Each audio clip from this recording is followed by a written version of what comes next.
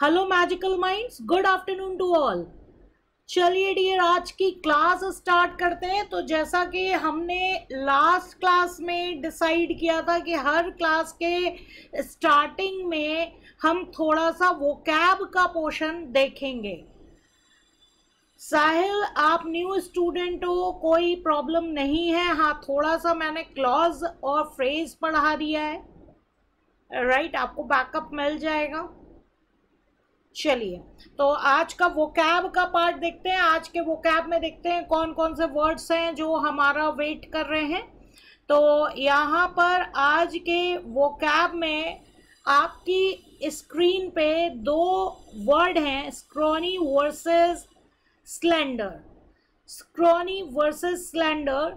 आप यहाँ पे देखोगे कि जर्नली इन दोनों ही वर्ड्स का अगर लिटरल मीनिंग देखें तो दोनों क्या होता है, सेम होता है, राइट? लेकिन अगर आप किसी के लिए स्क्रॉनी एडजेक्टिव का यूज करो, एडजेक्टिव का मतलब आपको आइडिया होगा कि आप किसी पर्सन को जो है कह रहे हो कि बहुत ही वो दुबला पतला है, राइट? और उसके लिए जो है स्क्रॉनी मैन या स्क्रॉनी वुमेन करके आप जो है फ्रेज यूज कर रहे हो, तो इट मीन्स कि आप उस पर कमेंट कर रहे हो और वो उसका बुरा भी मान सकता है। जैसे कि आप कह लो कि हिंदी में अगर हम किसी को बोलते हैं, अरे आप बहुत मरियल से दिख रहे हैं। मरियल से दिखने का मतलब क्या होता है? आपके ऑब्वियस सी बात है, यहाँ पे नेगेटिव सेंस में जो है बोला गया है। लेकिन अगर आप किसी के लुक की तारीफ कर रहे हो कि वो काफ़ी दुबला पतला है और वो उसका लुक बहुत अच्छा दिख रहा है, देन आप एडजेक्टिव के तौर पे स्लेंडर टर्म का यूज़ कर सकते हो, स्लेंडर वर्ड का यूज़ कर सकते हो, राइट? तो अगर आपको किसी की तारीफ करनी है तो आप स्लेंडर टर्म का यूज़ करोगे, और जबकि आपको अगर किसी के दुबलेपन पे नेगेटिव तौर पे अगर आप कमेंट कर रहे हो तो आप स्क्रॉनी एडजेक्टिव का यूज़ करोगे। ऐसे ही आप कह सकते हो कि फॉर एग्जांपल अगर आप किसी को फैटी पर्सन बोल रहे हो, राइट? तो फैट का मतलब आपको पता है, आप क्या, फैट का मतलब मोटापा। आप किसी को अगर फैटी पर्सन बोल रहे हो तो उसको बुरा भी लग सकता है, राइट? यानी कि मोटापे की आप बात कर रहे हो। लेकिन अगर आप किसी के लिए चबी टर्म यूज़ करते हो तो इट मीन्स आप ये कहना चाह रहे हो कि हाँ, जो सामने वाला है वो फैटी है, लेकिन वो फैटी उसकी आप कह लो कि खूबसूरती को बढ़ा रहा है, यानी कि आप उसकी तारीफ कर रहे हो। तो फैट ये आपका किस में चला गया? नेगेटिव सेंस में चला गया। और जबकि चबी टर्म का अगर हम यूज करते हैं, एडजेक्टिव का यूज करते हैं, तो पॉजिटिव में चला गया। तो मैं आपको बार बार यही समझाना चाह रही हूं कि ये अगर देखा जाए, चबी, फैट, ये आपस में क्या है? सिनोनिम्स है। क्यों है? क्योंकि इनका मीनिंग क्या है? लगभग लिटरल मीनिंग आसपास का ही है। स्क्रॉनी और स्लेंडर की हम बात करें तो ये भी सिनोनिम्स है। यहाँ पे भी लिटरल मीनिंग आपका क्या है? एक ही है, आस ही पास है। लेकिन आपको वर्ड्स के साथ उनके इमोशंस को भी जानना जरूरी है। केवल लिटरल मीनिंग जानने से काम नहीं चलेगा। तो आपको पता होना चाहिए कि कौन से टर्म पॉजिटिव सेंस में यूज होते हैं और कौन से टर्म नेगेटिव सेंस में जो है वो यूज होते हैं। तो ये हमारा एक वोकैब का पोर्शन था।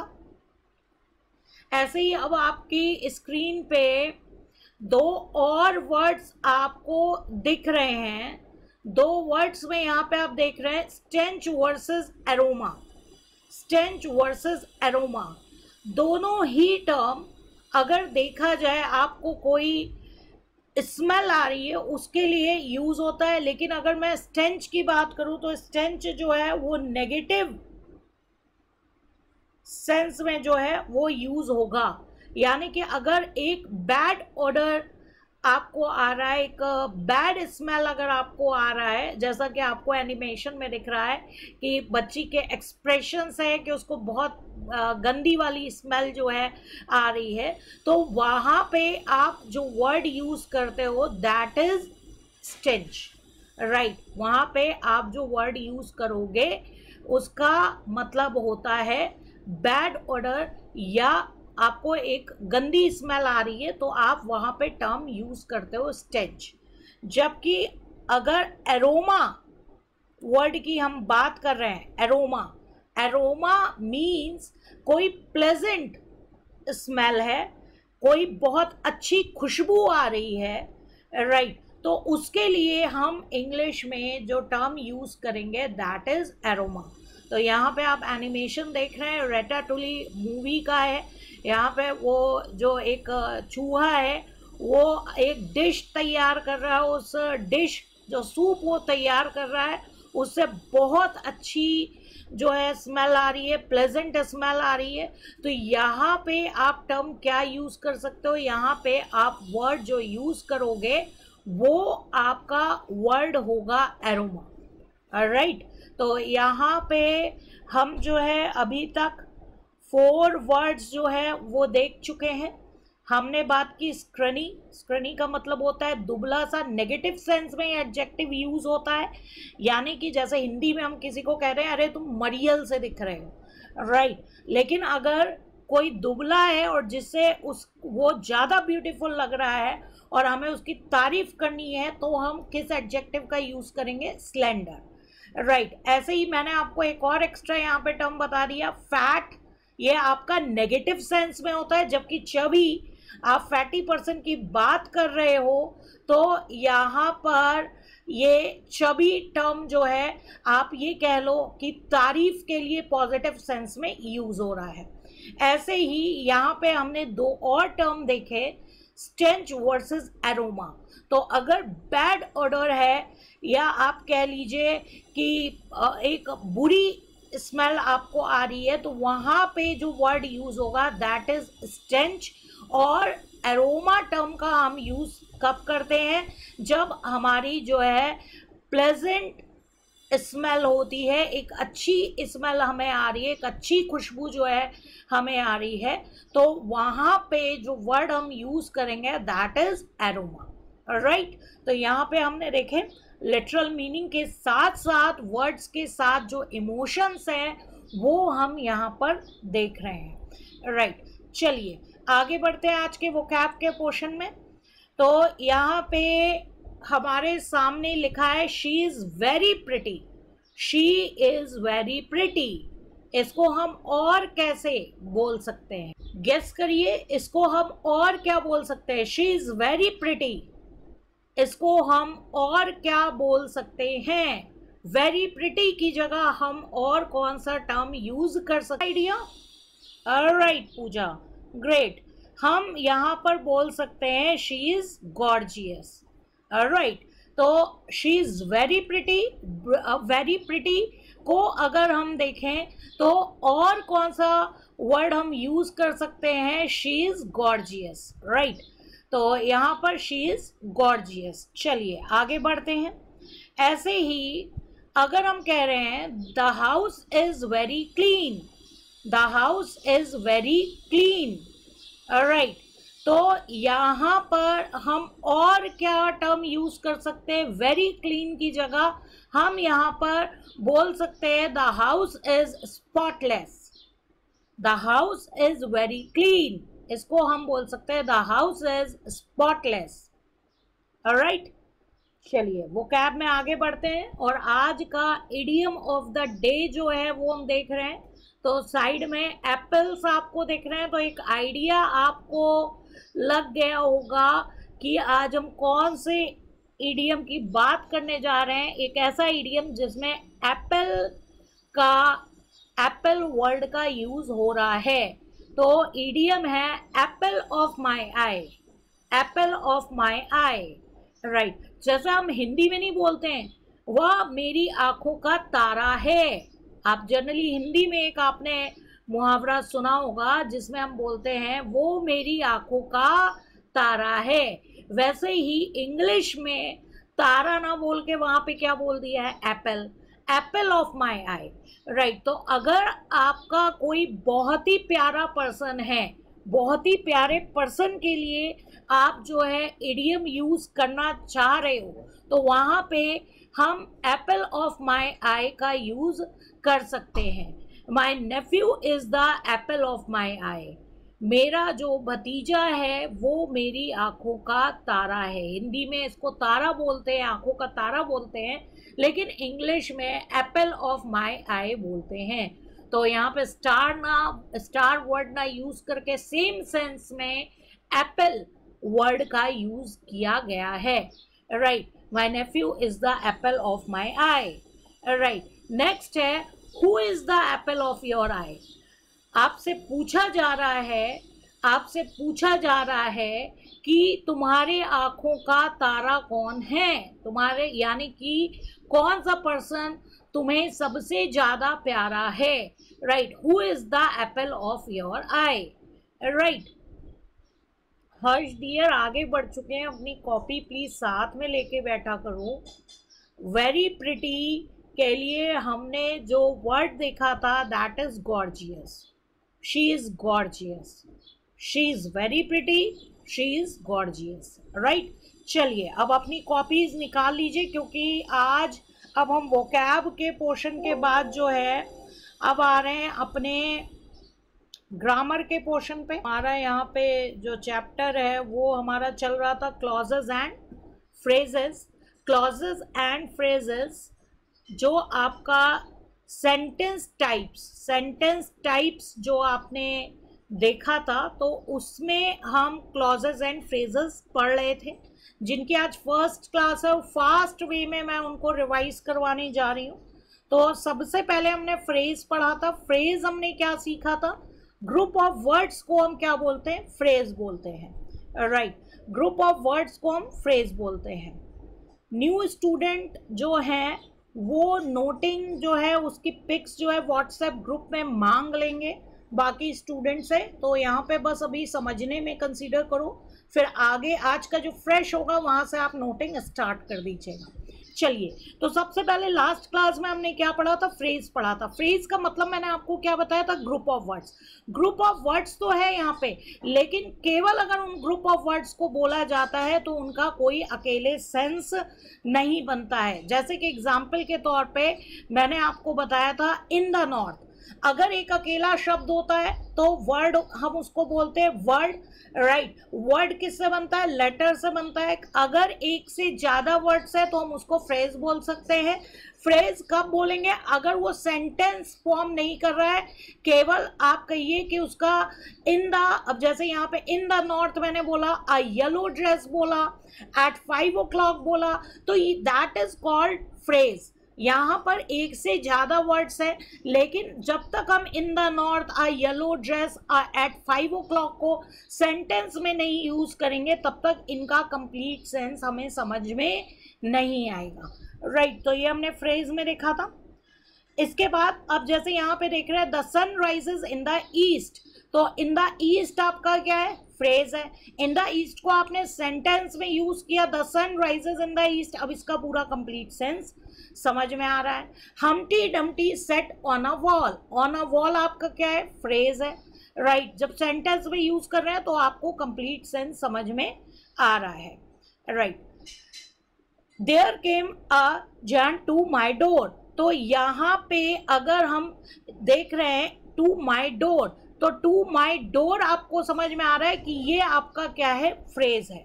राइट, ऐसे ही यहाँ पे देख रहे हैं it was sunset of great beauty, of great beauty यहाँ पे क्या है, आपका फ्रेज है। सेंटेंस में आप यूज कर रहे हो तो इसका मतलब आपको समझ में आ रहा है। राइट, इसके बाद the tops of the mountains were covered with snow, तो ऑफ द माउंटेन्स ये आपका क्या है, फ्रेज है। जब आप सेंटेंस में यूज कर रहे हो तो आपको इसका सेंस समझ में आ रहा है, तो ग्रुप ऑफ वर्ड्स को आप नॉर्मली क्या बोल देते हो, फ्रेज बोल देते हो। यहाँ पर फ्रेज के बारे में मैंने आपको बताया था कि यहाँ पे सब्जेक्ट और वर्ब्स नहीं होता है, जबकि आगे जो हम क्लॉज पढ़ेंगे उसमें एक सब्जेक्ट होता है और एक वर्ब होता है। तो यहाँ पे मैंने आपको एग्जाम्पल दिया था, सपोज मैं कह रही हूँ राम प्लेस। राइट, तो अब यहाँ पे भी आप दो वर्ड्स देख रहे हैं, यहाँ पे राम प्लेस में भी यहाँ पे क्या है, 2 वर्ड्स हैं, लेकिन यहाँ पर राम क्या है, सब्जेक्ट है, और उसके रिगार्डिंग वर्ब क्या है, प्लेस। राम खेलता है, राम खेलता है, तो कंप्लीट सेंटेंस आपको एक समझ में आ रहा है। तो दैट इज क्लॉज, इसको आप क्या बोलोगे, क्लॉज बोलोगे। अभी हम क्लॉज के बारे में पढ़ेंगे। लेकिन अगर मैं फ्रेज की बात करूं, राइट, अगर मैं फ्रेज की बात करूं तो फ्रेज में सब्जेक्ट और वर्ब नहीं होता है, सब्जेक्ट और वर्ब नहीं होता। जैसे मैंने आपको बोला a red car, a red car में क्या कोई सब्जेक्ट और वर्ब है? आंसर है no, that is called phrase. Right, तो यहां पर आप इसको क्या बोलोगे, फ्रेज बोलोगे। दुष्यंत का एक क्वेश्चन आ रहा है कि अगर हम सेंटेंस में द सन बोले हैं तो क्या ये फ्रेज है? हाँ जी, ये फ्रेज है, द सन। यहाँ पे दो वर्ड है, एक वर्ड आपका द है, दूसरा वर्ड आपका सन है, तो द सन क्या हो गया, फ्रेज हो गया। राइट, तो कभी भी फ्रेज में सब्जेक्ट्स और वर्ब्स जो है वो नहीं होते साथ में। राइट, कंप्लीट थॉट नहीं बनाता, वो अपने आप में कोई कंप्लीट थॉट नहीं बनाता है। वो अकेले, जैसे मैं बोलूं a red car, a yellow dress in the east, right, तो ये अकेले कभी यूज नहीं हो सकते, कहीं ना कहीं है और किसी सेंटेंस में जो है वो यूज होंगे। राइट, तो ग्रुप ऑफ वर्ड्स जो है नॉर्मली आप उसको क्या बोलते हैं, फ्रेज बोलते हैं। और एग्जांपल्स आप यहाँ पे देख सकते हैं। हमने क्या देखा था, after the party, because of the rain, in the car, at the mall, starting with the rules, between classes, near the park entrance. ये सारे के सारे आपके एग्जाम्पल किसके थे, फ्रेज के थे। इसके बाद हमने क्लॉज स्टार्ट किया था। तो क्लॉज में हमने दो चीज देखी थी। क्लॉज जब भी बनता है, क्लॉज के दो हिस्से होते हैं।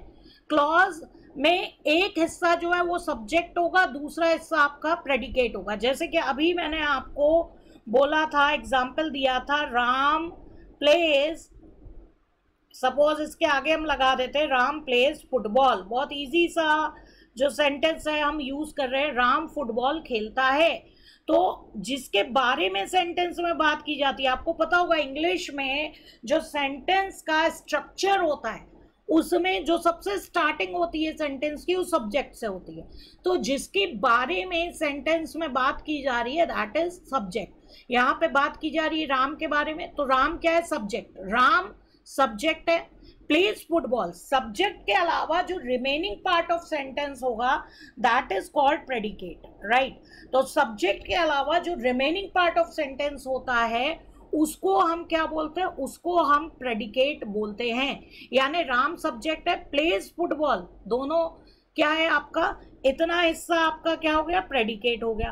अब आपको याद रखना है प्रेडिकेट में वर्ब तो होगा ही होगा, कंपल्सरी है कि प्रेडिकेट में वर्ब होगा। अब यहाँ पे आप वर्ब देख रहे हैं, जो प्लेज है ये क्या है, वर्ब है। आपको वर्ब का मतलब मालूम है कि सब्जेक्ट जो एक्शन करता है, जो काम करता है, उसको हम क्या बोलते हैं, वर्ब बोलते हैं। हिंदी में इसको क्रिया बोलते हैं कि सब्जेक्ट जो भी काम कर रहा है उसको हम क्या बोल रहे हैं, वर्ब बोल रहे हैं। और जो एक्शन जिस चीज के ऊपर कर रहा है दैट इज कॉल्ड ऑब्जेक्ट। तो यहाँ पे क्या खेल रहा है, यहाँ पे फुटबॉल खेल रहा है, तो फुटबॉल हमारा क्या हो गया, ऑब्जेक्ट हो गया। तो प्रेडिकेट में वर्ब, ऑब्जेक्ट, अदर थिंग्स भी हो सकती हैं, लेकिन प्रेडिकेट में वर्ब तो होगा ही होगा। तो यहाँ पे हमने एग्जाम्पल्स देखे थे, तो इसका मतलब आपको समझ में आ गया। हर एक सेंटेंस में आप ये कहिए एक क्लॉज होता ही होता है, और एक क्लॉज में एक सब्जेक्ट और वर्ब तो होगा ही होगा। सब्जेक्ट के अलावा रिमेनिंग पार्ट ऑफ सेंटेंस को हम क्या बोलते हैं, आप प्रेडिकेट जो है बोल सकते हैं।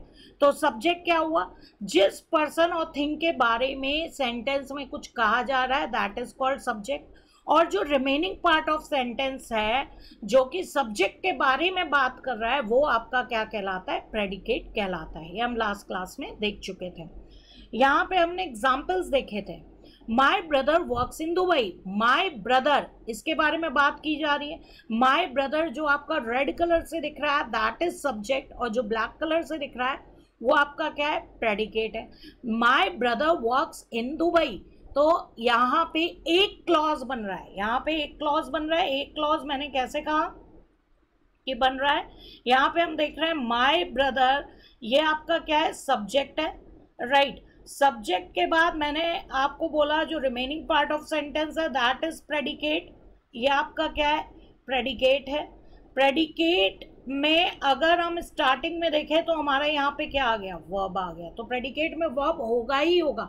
अब इन दुबई में बोलूँ दैट इज फ्रेज, राइट, या केवल माय ब्रदर मैं बोलूँ तो वो भी क्या कहलाएगा, फ्रेज कहलाएगा। तो कोई भी ग्रुप ऑफ वर्ड्स जिसमें सब्जेक्ट और वर्ब नहीं होता है, राइट, तो वो आपका क्या बोल दोगे, आप उसको फ्रेज बोल दोगे। एक से ज्यादा शब्द है तो वहां पे आप क्या बोल दोगे, फ्रेज बोल दोगे। अगर उस जो एक से ज्यादा शब्द है अगर मिलकर क्लॉज नहीं बना रहे हैं तो इट मीन्स आप उसको क्या बोलोगे, फ्रेज बोलोगे, राइट।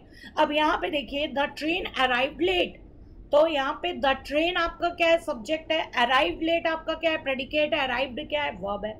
तो एक पूरा क्लॉज बन रहा है, राइट। एक सेंटेंस में एक बहुत इंपॉर्टेंट लाइन मैंने लास्ट क्लास में बोली थी कि एक सेंटेंस में एक से ज्यादा क्लॉजेस हो सकते हैं।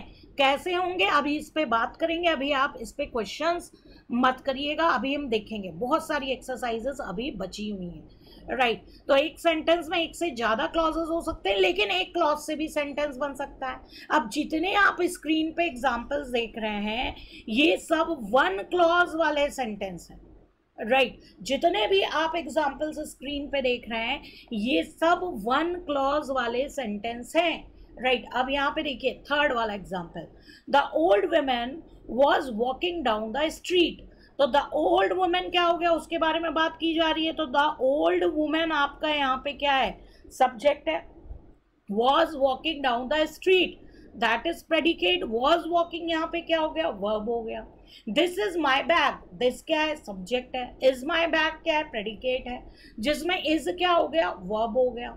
द वेदर इन मुंबई, अब द वेदर इन मुंबई मैं केवल ऐसे ही बोलूँ, केवल द वेदर इन मुंबई, तो ये आपका क्या कहलाएगा, फ्रेज कहलाएगा। लेकिन यहाँ सेंटेंस में क्या है, the weather in Mumbai is hot and humid. तो अब यहाँ आप देख रहे हैं द वेदर इन मुंबई क्या बन गया, सब्जेक्ट बन गया। इज हॉट एंड ह्यूमिड क्या है, प्रेडिकेट है, जिसमें इज क्या है, वर्ब है। तो जितने भी सेंटेंस आप देख रहे हैं वन क्लॉज वाले सेंटेंसेस हैं, राइट।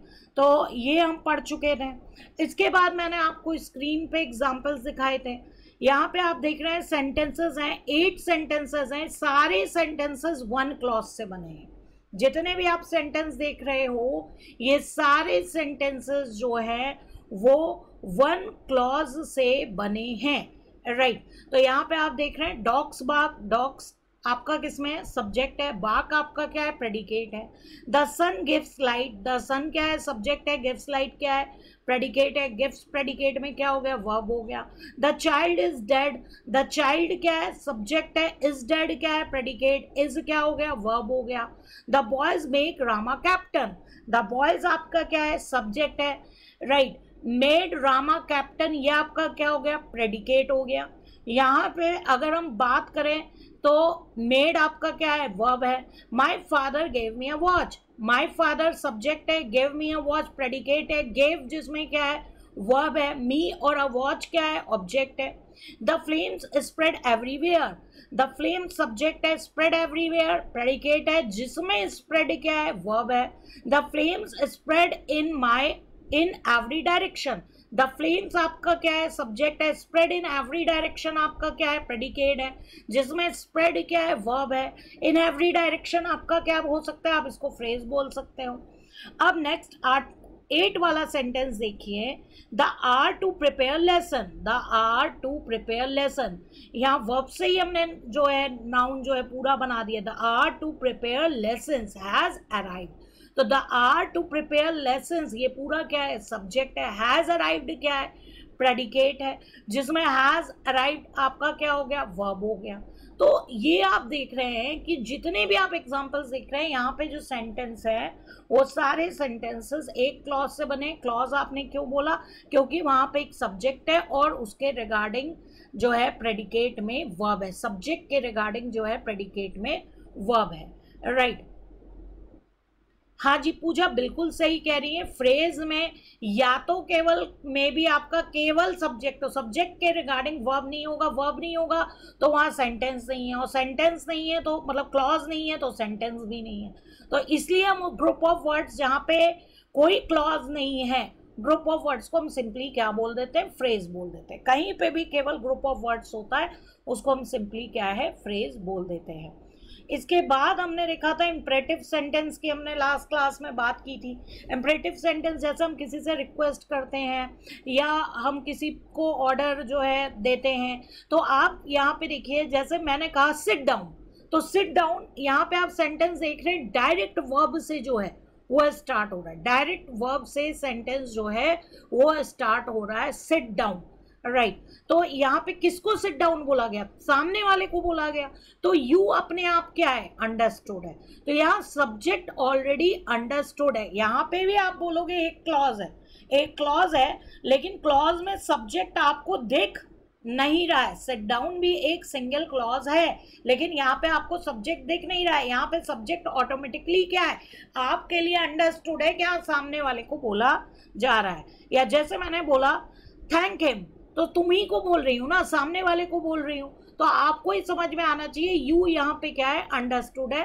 थैंक हिम यानी कि सामने वाले को बोला जा रहा है थैंक हिम। या मैंने तुमको बोला गेट आउट, तो तुम ही को बोल रही हूँ ना गेट आउट, राइट। तो यू यहाँ पे क्या है? अंडरस्टूड है। तो वहाँ पे सब्जेक्ट जो है लिखा नहीं रहता है।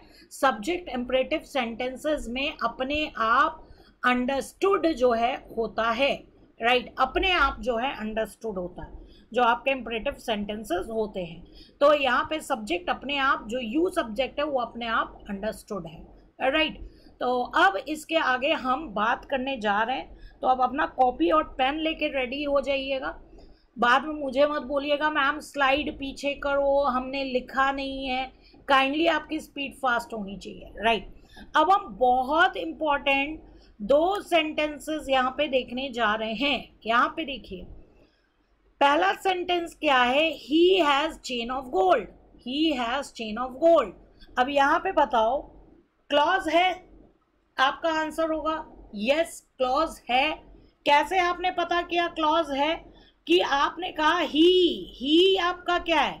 ही हमारा भाई सब्जेक्ट है, और उस सब्जेक्ट के रिगार्डिंग यहाँ पे वर्ब भी है, राइट।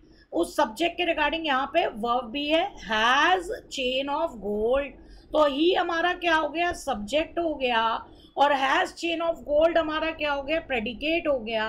और जिस प्रेडिकेट में हैज क्या है? आपका वर्ब है। तो यहाँ पे आप देख रहे हैं यहाँ पे भी एक सेंटेंस बन रहा है, और इस सेंटेंस में केवल एक सिंगल क्लॉज है। इस सेंटेंस में यहाँ पे केवल एक सिंगल क्लॉज है। अब नेक्स्ट देखो, नेक्स्ट बहुत इंपॉर्टेंट है। अब यहाँ पे देखो, इसी बात को हमने बोला he has a chain which is made of gold, right, which is made of gold. he has a chain which is made of gold। कुछ डिफरेंस दिख रहा है? यहाँ पे 2 क्लॉजेस हैं डियर, यहाँ पे 2 क्लॉजेस हैं। कैसे पहचानोगे? यहाँ पे देखो, पहला सब्जेक्ट ही, पहला सब्जेक्ट ही, उसके रिगार्डिंग वर्ब हैज। तो पहला क्लॉज तो यहाँ तक खत्म हो गया, ही हैज अ चेन। अब आप खुद सोचो, अगर मैं इसको विच इज मेड ऑफ गोल्ड नहीं बोलती, केवल मैं बोलती he has chain, he has a chain, right, उसके पास चेन है, कंप्लीट सेंटेंस लग रहा है, कंप्लीट सेंटेंस लग रहा है। ही क्या है? सब्जेक्ट है।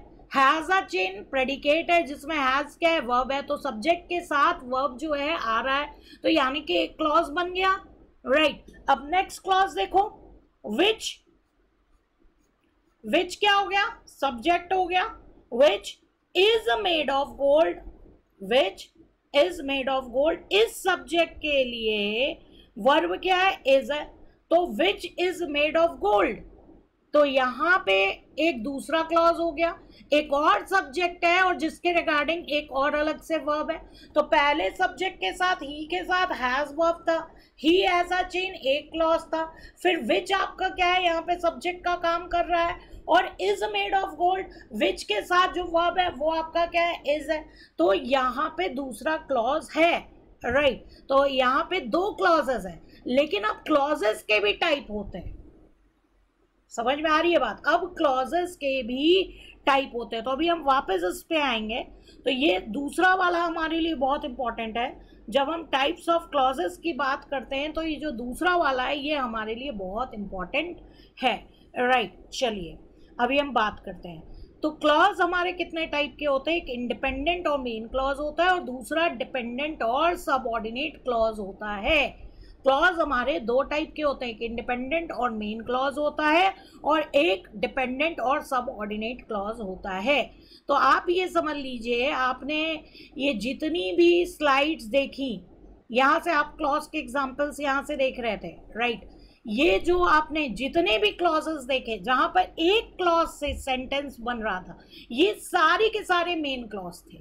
ये सारे जो जहां पे सेंटेंस केवल एक मेन क्लॉज से बन रहा था, एक क्लॉज से बन रहा था, ये सारे के सारे मेन और इंडिपेंडेंट क्लॉज थे, राइट। तो यहाँ पर ये सारे के सारे जो हैं इंडिपेंडेंट क्लॉजेस हैं, राइट। जितने भी आपने एग्जाम्पल्स अभी तक लिखे हैं सारे के सारे आपके क्या है, इंडिपेंडेंट क्लॉजेस हैं, राइट। सारे के सारे इंडिपेंडेंट क्लॉजेस हैं।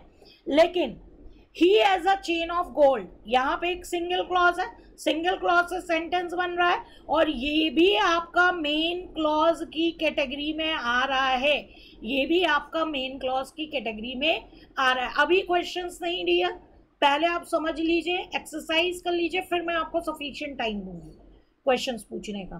तो पहले आप चीज़ों को समझ लीजिए, क्योंकि वो ऑटोमेटिकली अभी आगे जब आप एक्सरसाइज करेंगे तो सॉल्व हो जाएगी। लेकिन यहाँ पे जो नेक्स्ट आप दूसरा सेंटेंस देख रहे हैं, he has a chain, he has a chain, ये भी क्लॉज है। दूसरा मैंने आपको बताया विच इज मेड ऑफ गोल्ड, ये भी आपका क्लॉज है। तो यहाँ पर जो ही हैज़ अ चेन वाला क्लॉज है दैट इज मेन और इंडिपेंडेंट क्लॉज, और विच इज मेड ऑफ गोल्ड वाला जो क्लॉज है दैट इज डिपेंडेंट क्लॉज, ये आपका जो है डिपेंडेंट क्लॉज है, राइट। सब ऑर्डिनेट क्लॉज है, राइट। तो डिपेंडेंट क्लॉज हमेशा मेन क्लॉज के साथ आता है। डिपेंडेंट क्लॉज कभी सेंटेंस में अकेला नहीं हो सकता है, जबकि मेन क्लॉज सेंटेंस में अकेला हो सकता है। ही एज अ चेन, अब आप खुद सोचो, मैं आपको बता रही हूँ, ध्यान से सुनना मेरी बात, क्योंकि यहीं से आपको टाइप्स ऑफ क्लॉजेस जो है समझ में आएगा। मैं अगर बोलती हूँ ही एज अ चेन, उसके पास चेन है, बात खत्म। आपको सेंटेंस पूरा समझ में आ रहा है, फुल अंडरस्टैंडिंग आपकी बन रही है, right. He as a chain, आपकी पूरी कंप्लीट अंडरस्टैंडिंग बन रही है, उसके पास चेन है, बात खत्म। ही आपका सब्जेक्ट है, हैज अ चेन आपका प्रेडिकेट है, जिसमें हैज क्या है, वर्ब है, राइट। लेकिन अब मैं केवल बोलूं ही हैज अ चेन को भूल जाओ, राइट। केवल मैं इंडिविजुअली बोल रही हूं विच इज मेड ऑफ गोल्ड। अब आप मेरी शक्ल देख रहे होंगे, विच इज मेड ऑफ गोल्ड, तो आप सोचोगे ना अभी मैम आगे या पीछे कुछ और बोलेंगी, मैम आगे और पीछे कुछ बोलेंगी, लेकिन आप जब सुनते हो which is made of gold, which आपको साफ साफ समझ में आ रहा है सब्जेक्ट का काम कर रहा है, और इज उसके रिगार्डिंग क्या है, वर्ब है। इज मेड ऑफ गोल्ड आपका क्या है, आपका पूरा का पूरा, हाँ जी, मेड भी आपका वर्ब है।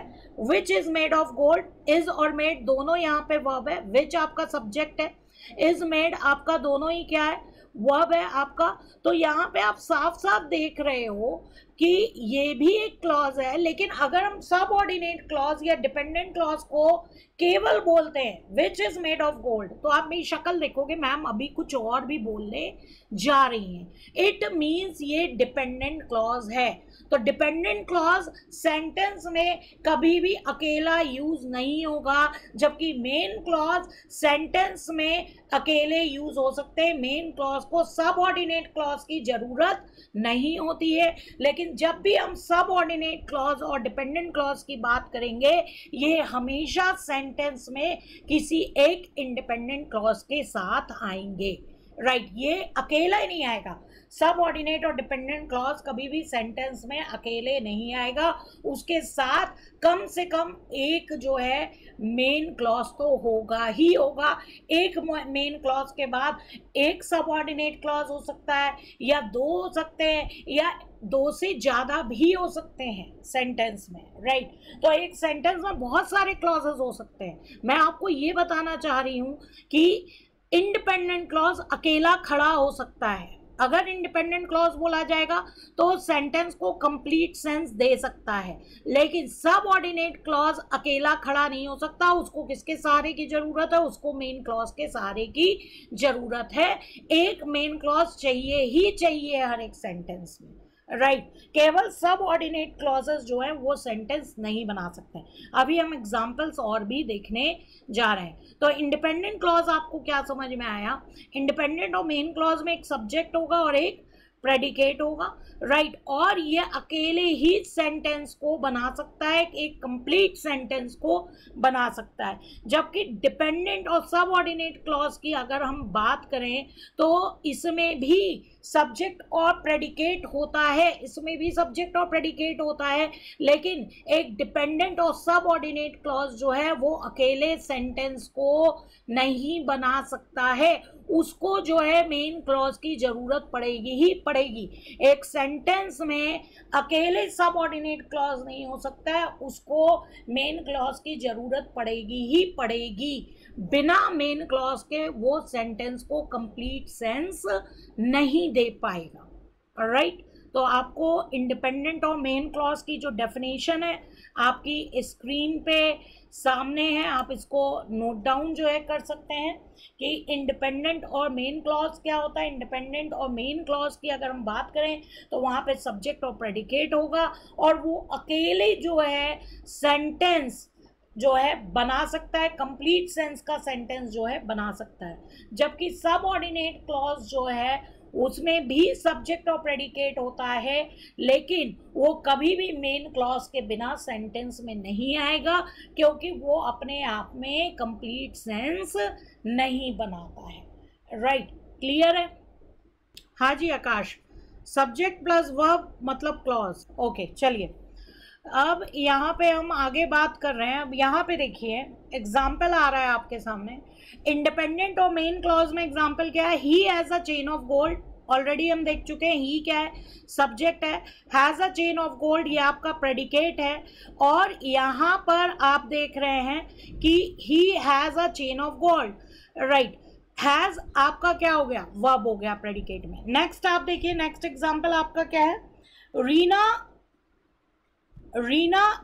लिव्स इन लंदन, तो रीना आपका क्या हो गया, सब्जेक्ट हो गया, लिव्स इन लंदन आपका क्या हो गया, प्रेडिकेट हो गया, जिसमें लिव्स आपका क्या है, वर्ब है, राइट तो यहाँ पे ये हो गया। अब हम डिपेंडेंट क्लॉज देख रहे हैं। डिपेंडेंट क्लॉज में एग्जांपल देखिए, he has a chain, he has a chain आपको ऑलरेडी मैं बता चुकी हूँ, ही हैज अ चेन ये आपका क्या है, मेन क्लॉज है। कैसे पता लगा, ही हैज अ चेन आप इंडिविजुअली अगर बोलोगे आपको सेंस समझ में आता है, उसके पास चेन है। ही सब्जेक्ट है, हैज अ चेन प्रेडिकेट है, हैज वर्ब है।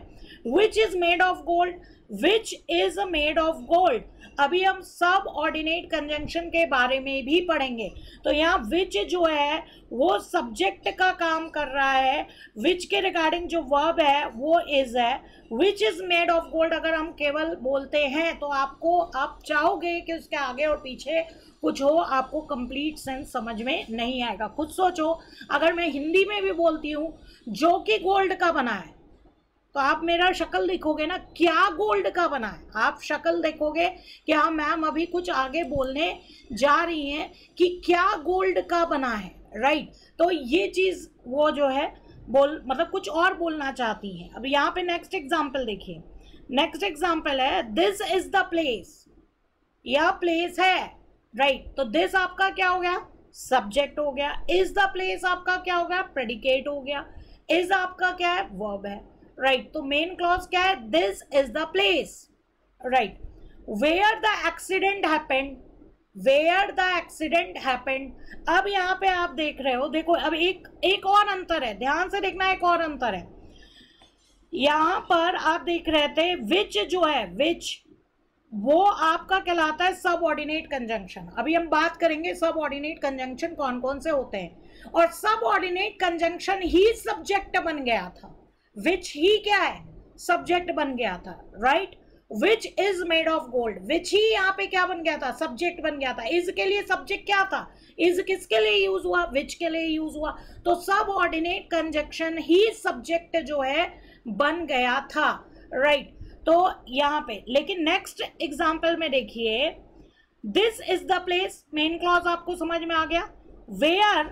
वेयर द एक्सीडेंट हैपेंड, अब यहां पर द एक्सीडेंट सब्जेक्ट है और हैपेंड वर्ब है। यहां पर आप ये देख रहे हैं द एक्सीडेंट दैट इज क्या है, दैट इज सब्जेक्ट और हैपेंड क्या है, वर्ब है, राइट। तो यहां पे आप ये देख रहे हैं कि मेन क्लॉज और सबऑर्डिनेट क्लॉज को ज्वाइंट करने वाला जो होता है वो सबऑर्डिनेट कंजंक्शन होता है। कहीं कहीं सबऑर्डिनेट कंजंक्शन ही सब्जेक्ट का काम करता है और कहीं कहीं सबऑर्डिनेट कंजंक्शन केवल और केवल ज्वाइंट करने का काम करता है। पहले वाले एग्जाम्पल में मेन क्लॉज और सबऑर्डिनेट क्लॉज को जोड़ने का काम भी कर रहा था विच, और विच साथ ही साथ क्या था, सब्जेक्ट था। लेकिन दूसरे एग्जाम्पल में वेयर जो है मेन क्लॉज और सबऑर्डिनेट क्लॉज को जोड़ने का काम कर रहा है, लेकिन वेयर सब्जेक्ट का काम नहीं कर रहा है, राइट। यहाँ पे सब्जेक्ट के लिए द एक्सीडेंट है और हैपेंड आपका क्या है, वर्ब है। तो अब एक चीज ध्यान से देखना, फिर से मेरी पूरी बात आपको सुननी होगी, उसके बाद क्वेश्चन करना हो। अब मैं यहाँ पे बोलूं दिस इज द प्लेस, आपको समझ में आ रहा है मेन क्लॉज है, this is the place, complete sense समझ में आ रहा है। दिस आपका क्या है, सब्जेक्ट है, इज द प्लेस आपका प्रेडिकेट है और दिस के रिगार्डिंग जो वर्ब है दैट इज है, राइट। अब मैं केवल बोलूं the accident happened, the accident happened, अभी हम और सेंटेंस के पार्ट की बात नहीं कर रहे, मैंने वेयर भी नहीं लगाया है, मैं केवल बोल रही हूं द एक्सीडेंट हैपेंड, एक्सीडेंट हुआ था, कंप्लीट है, अपने आप में कंप्लीट है। अगर केवल मैं बोल रही हूं द एक्सीडेंट हैपेंड, बिल्कुल मेन क्लॉज है, बिल्कुल मेन क्लॉज है। लेकिन अगर मैंने बोला वेयर द एक्सीडेंट हैपेंड, अब ये सबऑर्डिनेट क्लॉज बन गया। कैसे पता लगा, क्लॉज के साथ जैसे ही सबऑर्डिनेट कंजंक्शन लगेगा आपको पता लग जाएगा कि हाँ वो सबऑर्डिनेट क्लॉज है, right. Which is made of gold में तो क्लियर कट समझ में आ रहा था, क्योंकि विच ही सब्जेक्ट का काम कर रहा था और विच क्या है, विच आपका सब्जेक्ट का काम कर रहा था और विच ज्वाइंटर का भी, सबऑर्डिनेट कंजंक्शन का भी काम कर रहा था। लेकिन नेक्स्ट एग्जांपल में वेयर केवल ज्वाइंटर का काम कर रहा है, मेन क्लॉज और सबऑर्डिनेट क्लॉज को जोड़ रहा है। और हमेशा याद रखना सबऑर्डिनेट क्लॉज के स्टार्टिंग में जो है व्हाट, व्हिच, वेयर, इस टाइप के जो कंजंक्शन है सबऑर्डिनेट कंजंक्शन होते ही होते हैं। तो अगर क्लॉज के आगे सबऑर्डिनेट कंजंक्शन लग गया इट मींस वो उसने क्लॉज को सबऑर्डिनेट क्लॉज बना दिया। अब अगर मैं तुमसे बोलूं वेयर द एक्सीडेंट हैपेंड, तुम मेरी शक्ल देखोगे मैम कुछ और कहने जा रही है। वेयर द एक्सीडेंट हैपेंड, जहां एक्सीडेंट होता है। अब मैं कुछ और बोलने जा रही हूं ना, तभी तो मैं जहां टर्म जो है वो यूज कर रही हूँ। जहां एक्सीडेंट होता है, तुम कहोगे कहाँ एक्सीडेंट होता है, राइट। तो यहाँ पे आप कुछ और सुनना चाहते हो, तो वेयर ने द एक्सीडेंट हैपेंड क्लॉज को क्या बना दिया, डिपेंडेंट क्लॉज बना दिया, सबऑर्डिनेट क्लॉज बना दिया। और कभी भी सबऑर्डिनेट क्लॉज मेन क्लॉज के बिना सेंटेंस में नहीं आएगा। हाँ, ऐसा पॉसिबल है कि एक मेन क्लॉज हो और कई सारे सबऑर्डिनेट क्लॉज हो, ये अभी हम आगे देखेंगे। टाइप्स ऑफ सेंटेंसेस पढ़ेंगे, उसमें हम आगे देखेंगे, थोड़ा सा आपको सब्र रखना है, राइट। तो यहाँ पर पूजा का एक क्वेश्चन आया है, सबऑर्डिनेट क्लॉज होने के लिए मेन क्लॉज होना कंपलसरी होता है। हाँ जी, सबऑर्डिनेट क्लॉज के साथ मेन क्लॉज होगा ही होगा। आपको कैसे पता लगेगा कि सबऑर्डिनेट क्लॉज है, आपको तब पता लगेगा जब कोई सबऑर्डिनेट कंजंक्शन जो है क्लॉज के आगे जो है लगा हुआ है। एग्जाम्पल हम देखते हैं। एग्जाम्पल ये वाले आपने आई होप के साथ में नोट कर लिए होंगे, राइट। चलिए आगे हम बढ़ रहे हैं। यहाँ पे देखिए आपको चीज़ें क्या समझ में आई मेन क्लॉज के बारे में, एक बार देख लेते हैं फिर से कि जो इंडिपेंडेंट और मेन क्लॉज होता है वो कंप्लीट थॉट एक्सप्रेस करता है, कंप्लीट सेंटेंस जो है बना सकता है। इंडिपेंडेंट क्लॉज जितने भी आगे एग्जांपल्स देखे थे वहाँ सब वन क्लॉज वाले सेंटेंसेस थे और सारे के सारे आपके क्या थे, मेन क्लॉज जो थे, राइट। सारे के सारे आपके मेन क्लॉज थे, राइट। क्लियर है ये बात। अब यहाँ पे आगे देखिए, it can stand by itself as a sentence. ये मैंने आपको बता दिया, मेन क्लॉज जो है सेंटेंस बना सकते हैं और मेन क्लॉज में एक सब्जेक्ट होगा और वर्ब होगा। ये चीज आपको क्लियर हो गई। अब यहाँ पे देखिए मेन क्लॉज के और एग्जांपल्स हम यहाँ पे देख लेते हैं। सारे के सारे सेंटेंसेस एक मेन क्लॉज से बने हैं। Neha ate a late dinner, Neha ate a late dinner. Akash अभी हम इंट्रोगेटिव सेंटेंसेस में नहीं आए हैं, आकाश अभी हम इंट्रोगेटिव सेंटेंसेस में नहीं आए हैं। वहां पे इंट्रोगेटिव में होगा मेन क्लॉज, लेकिन अभी हम उसमें नहीं आए हैं। प्लीज ऐसे क्वेश्चंस मत पूछिए जिसपे अभी मैं आ जाऊं तो और बाकी सब जो है कंफ्यूज हो जाए। राइट, अभी सार्थक सब ऑर्डिनेट कंजंक्शन की स्लाइड आ रही है, वेट, पेशेंस रखो। राइट, तो यहाँ पे क्या है, साथ में नोट करते चलिएगा डियर एग्जाम्पल। लास्ट जो भी चीजें चल रही हैं साथ में नोट करते हुए चलिएगा।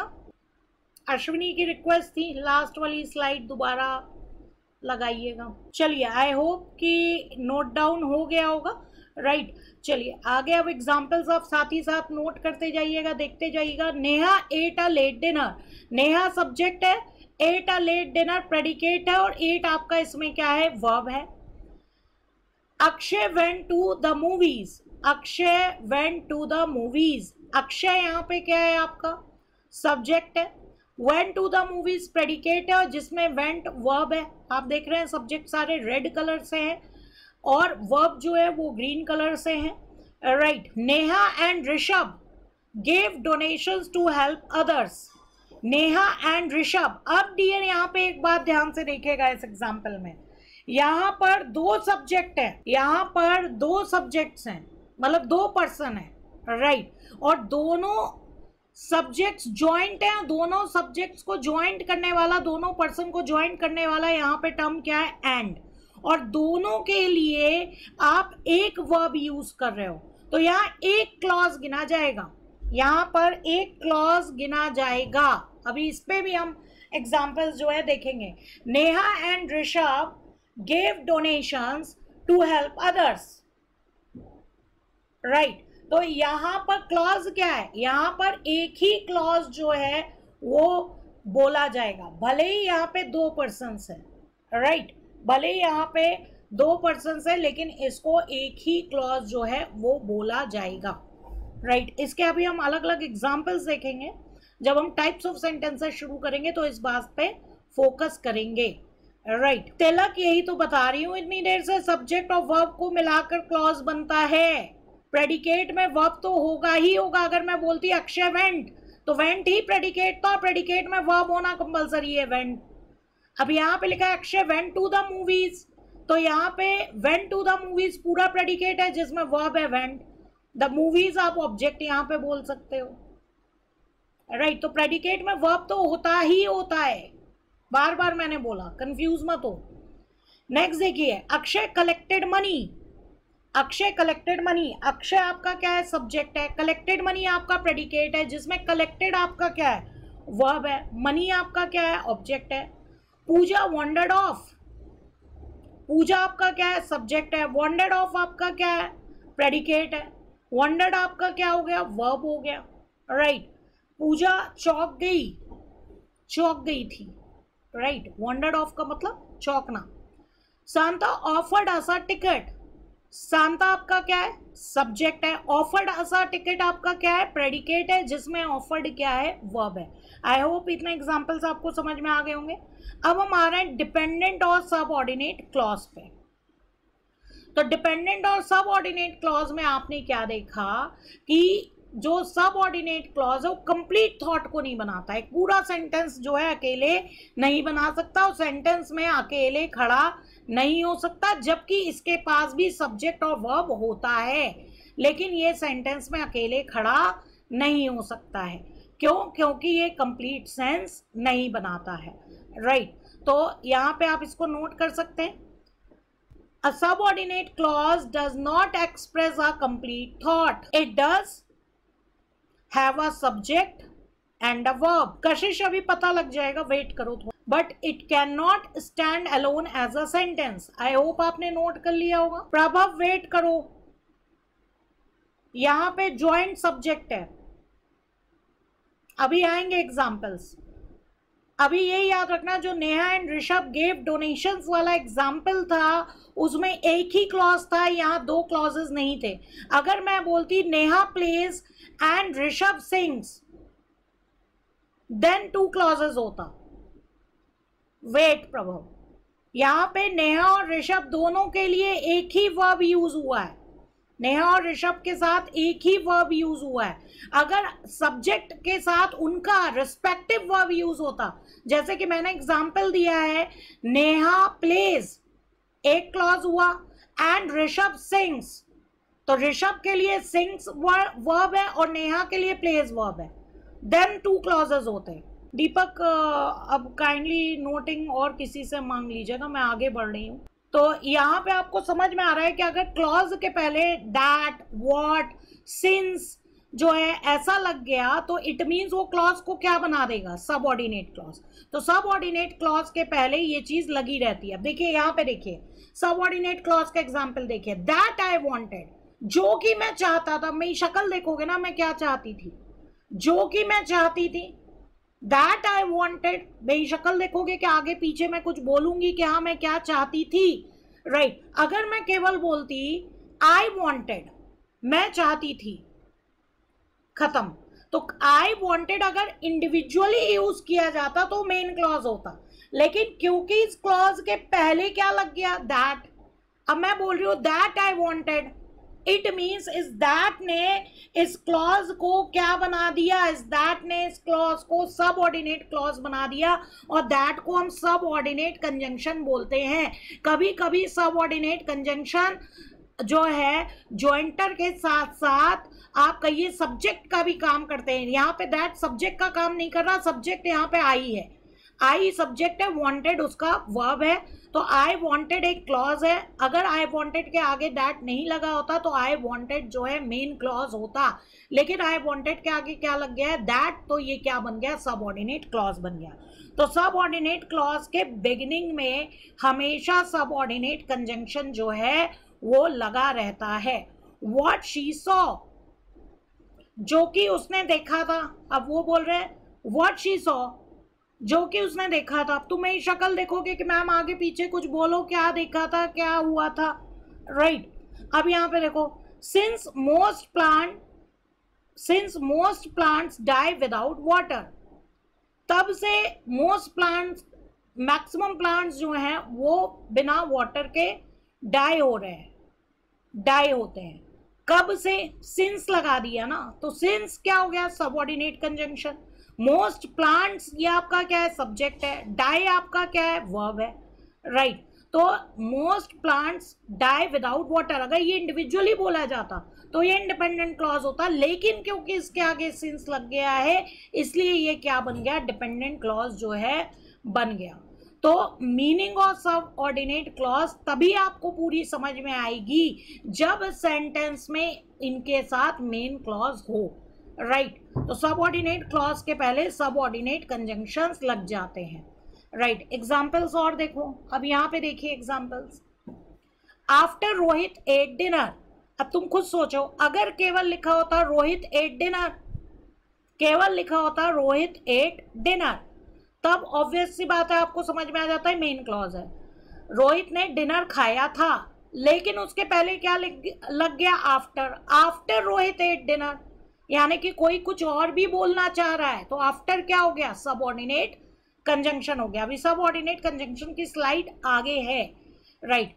Because Rishabh save the drawing girl, Rishabh ने डूबती हुई लड़की को बचाया था। अब केवल यहाँ पे बोलते Rishabh save the droning girl, Rishabh ने डूबती हुई लड़की को बचाया था, कंप्लीट होता। लेकिन अब यहाँ पे क्या लगा है, बिकॉज। अब मैं बोल रही हूँ क्योंकि ऋषभ ने डूबती हुई लड़की को बचाया था। तुम मेरी शक्ल देखोगे, मैम कुछ बोलो, क्योंकि आप क्या लगा दिया आपने, क्योंकि, बिकॉज, राइट। तो बिकॉज लगने के कारण जो Rishabh save the droning girl है ये आपका क्या बन गया, सबऑर्डिनेट क्लॉज। ऋषभ सब्जेक्ट है, सेव्ड आपका वर्ब है, सेव द ड्रोनिंग गर्ल ये आपका पूरा का पूरा क्या है, प्रेडिकेट है, right. When Jitin gave a party, जब जितिन ने पार्टी दी थी। अब आप देखोगे कब जितिन ने पार्टी दी थी, कुछ और तो बोलो, तो वैन लग गया, subordinate clause. Jitin gave a party, Jitin आपका सब्जेक्ट है, गेव अ पार्टी प्रेडिकेट है, जिसमें गेव आपका क्या है, वर्ब है, राइट। अब नेक्स्ट देखो, that we thought was right. बहुत इंपॉर्टेंट एग्जाम्पल है, बहुत इंपॉर्टेंट एग्जाम्पल है, ध्यान से देखना। इस एग्जाम्पल का थोड़ा सा हम ऑपरेशन करेंगे यहाँ पर। अब ऑपरेशन क्या करेंगे, ध्यान से देखना। That we thought was right. अब एक बार बताओ, चलो दैट हटा देते हैं, वी थॉट वॉज राइट, कुछ बना क्या? वॉज राइट तो कहीं से लग ही नहीं रहा है, वॉज राइट क्या है? अब मैं आपको बता रही हूं, देखो, वी थॉट ये एक क्लॉज है, वी थॉट एक क्लॉज है, हमने सोचा था। वी थॉट मतलब क्या हुआ, हमने सोचा था, ये एक क्लॉज है। वी सब्जेक्ट हो गया और थॉट उसके रिगार्डिंग वर्ब हो गया। यहाँ प्रेडिकेट में केवल और केवल क्या है, थॉट है, वर्ब है, राइट। दैट वी थॉट, अब हमने बोला जो हमने सोचा था, दैट वी थॉट, जो हमने सोचा था, दैट क्या है, सबऑर्डिनेट कंजंक्शन हो गया यहाँ पे, राइट। सबऑर्डिनेट कंजंक्शन हो गया दैट, जो हमने सोचा था। वॉज राइट क्या है, वॉज राइट मेन क्लॉज का पार्ट है। सोचो इसी को, अब that we thought was right, आपको समझ में आ रहा है? सेंटेंस पूरा नहीं है, अपने आप में कोई सेंस नहीं बना रहा है, समझ में नहीं आ रहा है, कुछ और भी होना चाहिए था। अब इसी को अगर मैं पूरा करूं, द प्लान,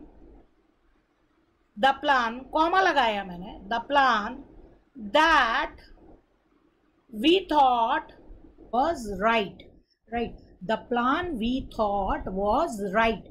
तो यहाँ पे आप देख रहे हैं, the plan that we thought was right, that we thought, ये हमारा क्या है, ये हमारा सबऑर्डिनेट क्लॉज है। सबऑर्डिनेट क्लॉज ये है, और मेन क्लॉज देखें तो द प्लान वॉज राइट। तो यहाँ पे खास बात क्या है कि आपका जो सबऑर्डिनेट क्लॉज है वो सेंटेंस के बीच में आ रहा है। आपको ये याद रखना है कि जो सबऑर्डिनेट क्लॉज होता है वो सेंटेंस के स्टार्टिंग में भी आ सकता है, सेंटेंस के बीच में भी आ सकता है, सेंटेंस के एंड में भी आ सकता है। ये बात बहुत इंपॉर्टेंट है। तो सबऑर्डिनेट क्लॉज सेंटेंस के स्टार्टिंग, मिड या एंड कहीं पे भी आ सकता है। ये एग्जांपल है कि यहाँ पे सबऑर्डिनेट क्लॉज कहाँ आ रहा है, सेंटेंस के बीच में आ रहा है, इवन मेन क्लॉज के बीच में आ रहा है। तो आपको ये समझ में आया, that we thought, we thought अगर हम केवल बोलते हैं तो वो मेन क्लॉज होता, लेकिन वी थॉट के आगे क्या लग गया, दैट लग गया, दैट ने वी थॉट को क्या बना दिया, सबऑर्डिनेट क्लॉज बना दिया। अब आया वॉज राइट, वॉज राइट जो है किसका पार्ट है, मेन क्लॉज का पार्ट है, राइट। अब नेक्स्ट एग्जांपल देखिए, before mega left the room, mega आपका सब्जेक्ट है, लेफ्ट द रूम प्रेडिकेट है, प्रेडिकेट में लेफ्ट क्या है, आपका वर्ब है। बिफोर लग गया, सबऑर्डिनेट कंजंक्शन लग गया, जिसके कारण ये क्या बन गया, सबऑर्डिनेट क्लॉज बन गया। whom Mrs brooks new, whom Mrs brooks new, जिसको मिसेस ब्रुक जानती थी। तो मिसेस ब्रुक्स न्यू लिखा रहता तो ये मेन क्लॉज होता, लेकिन whom लग गया जिसके कारण ये क्या बन गया, सबऑर्डिनेट क्लॉज बन गया। तो whom मिसेस ब्रुक्स न्यू, अब मैं बोलूंगी जिसको मिसेस ब्रुक्स जानती थी, तो आप मेरी शक्ल देखोगे कि हाँ अभी मुझे कुछ और भी बताना है। तो आपको एक आइडिया लग रहा है कि कैसे जो है सबऑर्डिनेट क्लॉज जो है बनता है। तो नेक्स्ट में हम और सारे एग्जांपल्स देखेंगे, एक्सरसाइजेस करेंगे, जिससे आपको और चीजें समझ में आएंगी। Keep learning dear.